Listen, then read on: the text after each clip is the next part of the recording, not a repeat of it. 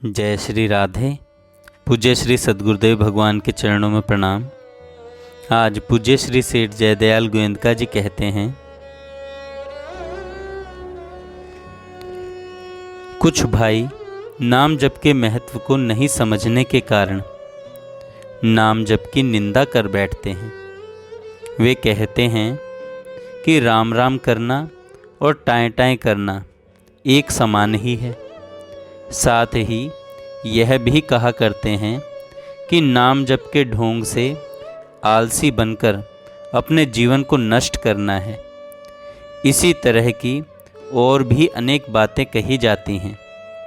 ऐसे भाइयों से मेरी प्रार्थना है कि बिना ही जांच किए इस प्रकार से नाम जप की निंदा कर जप करने वालों के हृदय में अश्रद्धा उत्पन्न करने की बुरी चेष्टा न किया करें, बल्कि कुछ समय तक नाम जप करके देखें कि उससे क्या लाभ होता है।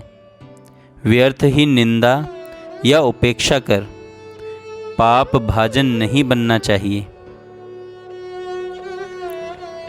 आगे पूज्य श्री सेठ जी कहते हैं कि बहुत से भाई नाम जप या भजन को अच्छा तो समझते हैं, परंतु प्रमाद या आलस्यवश भजन नहीं करते।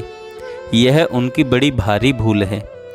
इस प्रकार दुर्लभ परंतु क्षणभंगुर मनुष्य शरीर को प्राप्त करके जो भजन में आलस्य करते हैं, उन्हें क्या कहा जाए। जीवन का सद्व्यय भजन में ही है। यदि अभी प्रमाद से इस अमूल्य सुअवसर को खो दिया तो बाद में पछताना पड़ेगा और कुछ भी हाथ नहीं लगेगा।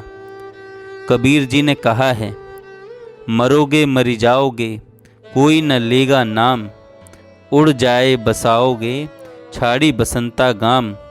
आज कल की 5 दिन जंगल होगा वास, ऊपर ऊपर हल फिरे ढोर चरेंगे घास। काल भजे सो आज भज, आज भजे सो अब, पल में परलय होएगी फिर भजेगा कब। अतएव आलस्य और प्रमाद का परित्याग करके जिस किस प्रकार से भी हो उठते बैठते सोते और संपूर्ण कर्तव्य कर्मों को करते हुए सदा सर्वदा भजन करने का अभ्यास अवश्य करना चाहिए। माँ बच्चों को भुलाने के लिए उनके सामने नाना प्रकार के खिलौने डाल देती है। कुछ खाने के पदार्थ उनके हाथ में दे देती है। जो बच्चे उन पदार्थों में रमकर माँ के लिए रोना छोड़ देते हैं, माँ भी उन्हें छोड़कर अपना दूसरा काम करने लगती है। परंतु जो बच्चा किसी भी भुलावे में न भूलकर केवल माँ माँ पुकारता है, उसे माँ अवश्य ही अपनी गोद में लेने के लिए बाध्य होती है। ऐसे जिद्दी बच्चे के पास घर के सारे आवश्यक कामों को छोड़कर भी माँ को तुरंत आना और उसे अपने हृदय से लगाकर दुलराना पड़ता है, क्योंकि माता इस बात को जानती है कि यह बच्चा मेरे सिवा और किसी विषय में भी नहीं भूलता। इसी प्रकार भगवान भी भक्त की परीक्षा के लिए उनके इच्छा अनुसार उसे अनेक प्रकार के विषयों का प्रलोभन देकर भुलाना चाहते हैं। जो उनमें भूल जाता है वह तो इस परीक्षा में अनुत्तीर्ण होता है, परंतु जो भाग्यवान भक्त संसार के समस्त पदार्थों को तुच्छ क्षणिक और नाशवान समझकर उन्हें लात मार देता है और प्रेम में मग्न होकर सच्चे मन से उस सच्चिदानंदमयी माता से मिलने के लिए ही लगातार रोया करता है, ऐसे भक्त के लिए संपूर्ण कामों को छोड़कर भगवान को स्वयं तुरंत ही आना पड़ता है। महात्मा कबीर जी कहते हैं कि केशव केशव कूकिए न कूकिए असार, रात दिवस के कूकते कभी तो सुने पुकार। राम नाम रटते रहो जब लग घट में प्राण, कबहू तो दीन दयाल के भनक पड़ेगी कान।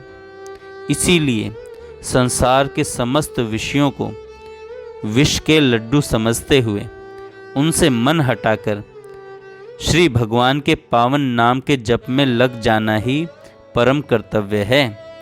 जो परमात्मा के नाम का जप करता है, दयालु परमात्मा उसे शीघ्र ही भव बंधन से मुक्त कर देते हैं। यदि यह कहा जाए कि ईश्वर न्यायकारी है, भजने वाले के ही पापों का नाश करके उसे परम गति प्रदान करते हैं, तो फिर उन्हें दयालु क्यों कहना चाहिए? यह कथन युक्ति युक्त नहीं है। संसार के बड़े बड़े राजा महाराजा अपने उपासकों को यह बहाए धन आदि पदार्थ देकर संतुष्ट करते हैं, परंतु भगवान ऐसा नहीं करते। उनको तो यह नियम है कि उनको जो जिस भाव से भजता है उसको वे भी उसी भाव से भजते हैं। गीता जी में आता है, ये यथा माम प्रपद्यन्ते तांस तथैव भजाम्यहम्। परमात्मा छोटे बड़े का कोई ख्याल नहीं करते। एक छोटे से छोटा व्यक्ति भगवान को जिस भाव से भजता है, उनके साथ जैसा बर्ताव करता है, वे भी उसको वैसे ही भजते हैं और वैसे ही बर्ताव करते हैं। यदि कोई उनके लिए रोकर व्याकुल होता है, तो वे भी उससे मिलने के लिए उसी प्रकार अकुला उठते हैं। वह उनकी कितनी दया की बात है। अतएव इस अनित्य क्षण भंगुर नाशवान शरीर संसार के समस्त मिथ्या भोगों को छोड़कर उन सर्वशक्तिमान न्यायकारी शुद्ध परम दयालु सच्चे प्रेमी परमात्मा के पावन नाम का निष्काम प्रेम भाव से ध्यान सहित सदा सर्वदा जप करते रहना चाहिए।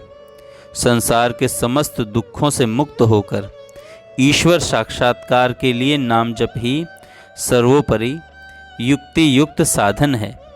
कहो कहाँ लगी नाम बढ़ाई, राम न सकहीं नाम गुन गाई। जय श्री राधे। जय श्री राधे।